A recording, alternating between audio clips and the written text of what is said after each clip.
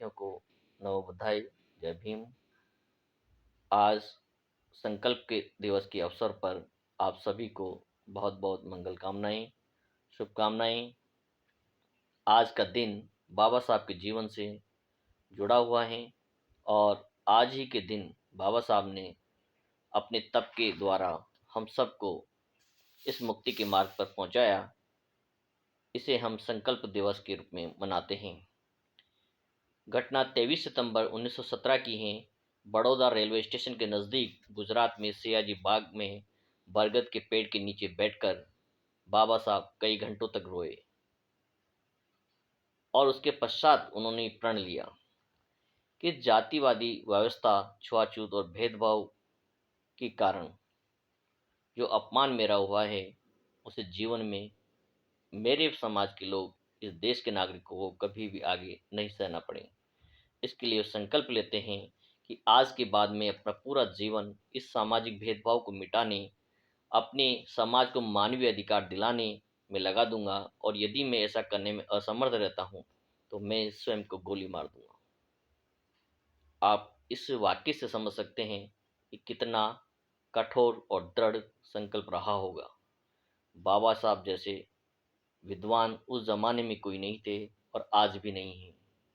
लेकिन बड़ौदा नरेश के एग्रीमेंट के अनुरूप जब 10 वर्ष की सेवा के लिए वो बड़ौदा पहुंचते हैं तो उन्हें सेक्रेटरी के पद पर नियुक्त किया जाता है।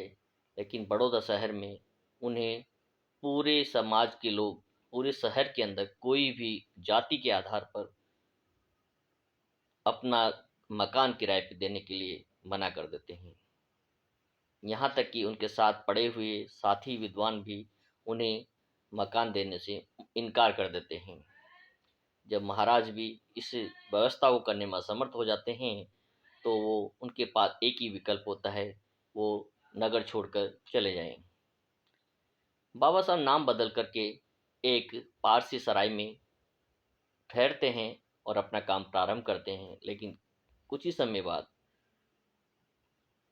कुछ जातिवादी लोगों को उनका बारे में जानकारी होती है और वो उन्हें मारने के लिए पहुंच जाते हैं, उन्हें धमकाते हैं, नगर छोड़ने की धमकी देते हैं और बाबा साहब उनसे विनती करते हैं कि मैं 8 घंटे का मुझे मोहलत दीजिए और मैं अपना नगर छोड़ जाऊंगा या अपना दूसरा व्यवस्था कर लूंगा। लेकिन वो पूरी प्रयास करने के बावजूद भी मकान ढूंढने में असमर्थ होते हैं।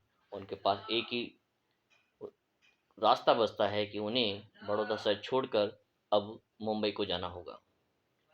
इसी दौरान रेलवे स्टेशन के नज़दीक एक बगीचे में बरगद के पेड़ के नीचे बैठकर घंटों वो रोते हैं और देखते हैं कि मेरे जैसे विद्वान व्यक्ति के साथ इस देश के अंदर इतना छुआछूत, भेदभाव और उत्पीड़न जाति के आधार पर हो रहा है, तो यदि मैंने कोई प्रयास नहीं किया तो आने वाली पीढ़ियां 100 साल तक भी इस बुराई से मुक्त नहीं हो पाएगी। और ये संकल्प लेते हैं कि मैं कभी भी किसी भी परिस्थिति में भारत को छोड़कर नहीं जाऊंगा। जबकि बाबा साहब के साथ बहुत सारे ऑप्शन थे। वो कोलंबिया यूनिवर्सिटी में वापस प्रोफेसर के पद पर उनको नियुक्त किया जा रहा था, जा सकते थे, किसी भी विश्वविद्यालय में विदेश में जाकर सेटल हो सकते थे और बड़ा आराम से ऐशो आराम का जीवन जी सकते थे। लेकिन उन्होंने अपनी सब कुर्बानियों को दिया और सबको त्याग करके उन्होंने एक संकल्प लिया कि मुझे किसी भी स्थिति में रहना पड़े, मैं भारत में रहूँगा, मेरे समाज को आगे लाऊंगा, शिक्षा के क्षेत्र में आगे बढ़ाऊंगा और समरसता के लेवल में इक्वलिटी में लाऊंगा। समय बदलता है, बाबा साहब को प्रारूप समिति का अध्यक्ष बनाया जाता है और उनके हाथ में वो कलम आती है जिससे संविधान लिखा गया। और संविधान के अंदर उन्होंने हम सबको, प्रत्येक मानव को, महिलाओं को, सभी जाति के तबके के लोगों को समानता का अधिकार दिया, सबको पढ़ने का अधिकार दिया, रोजगार का अधिकार दिया, रहने का अधिकार दिया, छुआछूत को गैर कानूनी घोषित किया, धार्मिक अंधविश्वास को मिटाया और धर्म की आज़ादी दी। और उन्होंने स्वयं बौद्ध धर्म को अपनाया। उन्हीं के अथक प्रयासों के कारण आज हम एक सम्मान का जीवन जी पा रहे हैं। और बाबा साहब के जीवन से हमें प्रण लेना चाहिए कि शिक्षा के अतिरिक्त और कोई दूसरा हथियार नहीं है, दूसरा रास्ता नहीं है जिससे हम अपना और अपने समाज का, आने वाली पीढ़ी का भला कर सकते हैं, उत्थान कर सकते हैं, विकास कर सकते हैं। इसीलिए हमें अपने परिवार को धार्मिक अंधविश्वास, धार्मिक मान्यताओं, रूढ़िवादिताओं से बाहर निकालकर शिक्षा के मार्ग पर और विज्ञान की ओर ले जाना चाहिए। बाबा साहब के बताए हुए मार्ग पर चलना चाहिए और जो भी व्यक्ति बाबा साहब के कार्य को आगे बढ़ाता है, उसका भरपूर सहयोग करना चाहिए।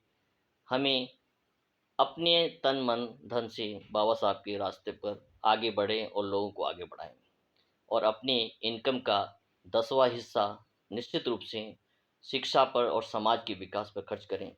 यही उन्हें हमारी सच्ची श्रद्धांजलि होगी। इसी के साथ मैं आप सबको एक बार और संकल्प दिवस की बहुत-बहुत बधाई और शुभकामनाएँ देता हूँ। नमो बुद्धाय।